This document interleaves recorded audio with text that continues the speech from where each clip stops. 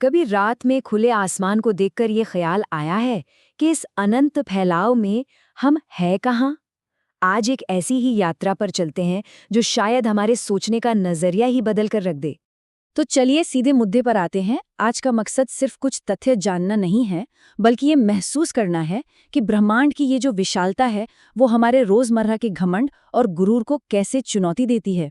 किसी भी बड़ी चीज को समझने के लिए जानते हैं, शुरुआत हमेशा किसी जानी पहचानी जगह से करनी चाहिए।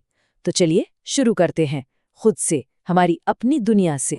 जरा सोचिए, 8 अरब लोग, सुनने में कितना बड़ा नंबर लगता है ना?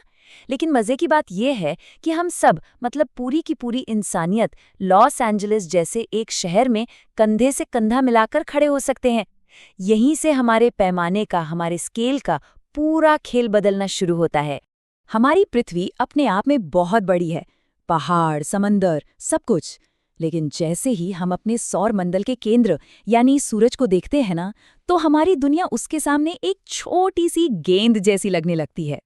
पता है, सूरज के अंदर 13 लाख, जी हाँ 13 लाख पृथ्वी समा सकती हैं। बस एक पल के लिए कल्पना कीजिए, हमारी पूरी दुनिया, हमारे सारे देश, सारे महाद्वीप, सब कुछ एक छोटे से कंचे के बराबर। तो अब एहसास हो रहा है कि हम कितने छोटे हैं। और अगर आपको लगता है कि हमारा सूरज बहुत बड़ा है, तो जरा रुकिए। सच तो ये है कि वो बस एक औसत दर्जे का तारा है।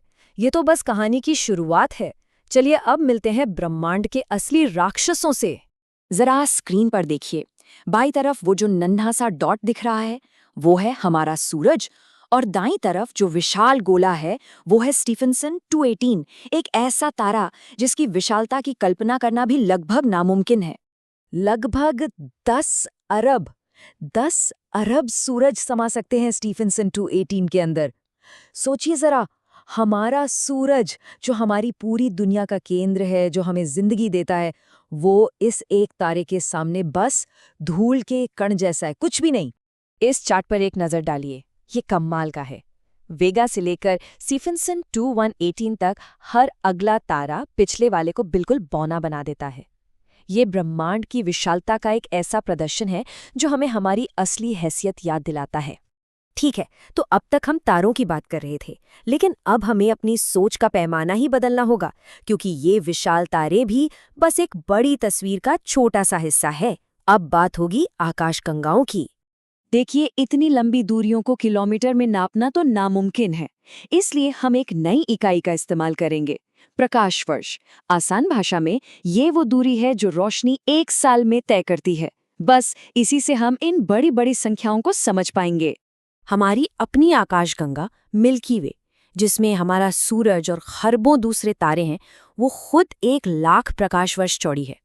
लेकिन जब हम एल्सियोनियस जैसी विशाल आकाशगंगाओं को देखते हैं, तो हमारी अपनी मिल्की वे एक छोटे से कस्बे की तरह लगने लगती है। एल्सियोनियस के अंदर 40 लाख मिल्की वे जैसी आकाशगंगाएं समा सकती हैं। एक पल रुककर इस बात को हजम करने की कोशिश कीजिए।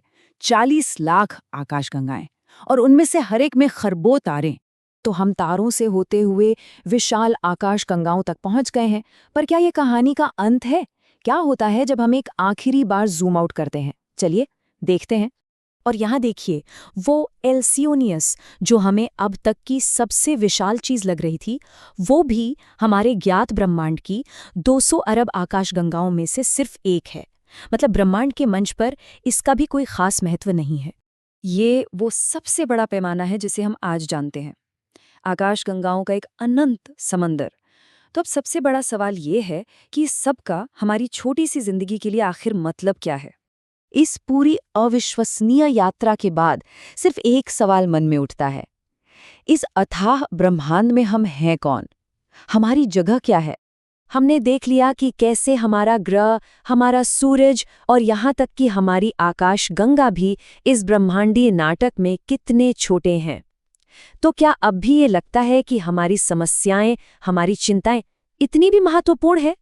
चलिए अपना ब्रह्मांडीय पता देखते हैं। हम 8 अरब लोगों में से एक हैं जो एक छोटे से ग्रह पर रहते हैं, जो एक मामूली से तारे का चक्कर लगा रहा है, और ये सब कुछ 200 अरब आकाशगंगाओं में से सिर्फ एक में हो रहा है। हमारा पूरा अस्तित्व लगभग न होने के बराबर है। और हमें ये भी नहीं भूलना चाहिए कि हम कितने नाजुक हैं। सिर्फ एक छोटे से एस्टेरॉयड ने डायनासोर जैसी ताकतवर प्रजाति को हमेशा के लिए मिटा दिया था। ब्रह्मांड हमें एक पल में खत्म कर सकता है।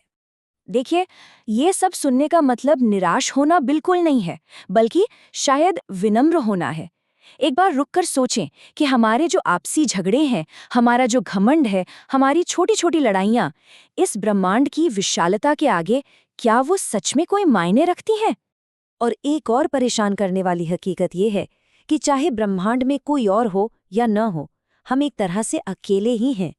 अगर हम अकेले हैं तो ये सन्नाटा डरावना है, और अगर हम अकेले नहीं हैं तो दूरियां इतनी ज्यादा हैं कि हम शायद कभी किसी से मिल ही ना पाएं।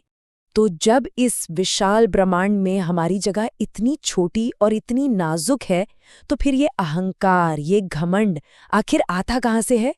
किस बात का है? और आखिर में यही सवाल हमारे सामने खड़ा होता है। ब्रह्मांड हमें खास महसूस करने की कोई वजह नहीं देता, तो शायद हमारा असली महत्व एक दूसरे के लिए है। शायद हमारा असली मकसद इस छोटे से नाजुक से ग्रह पर एक दूसरे के साथ बेहतर तरीके से रहना है।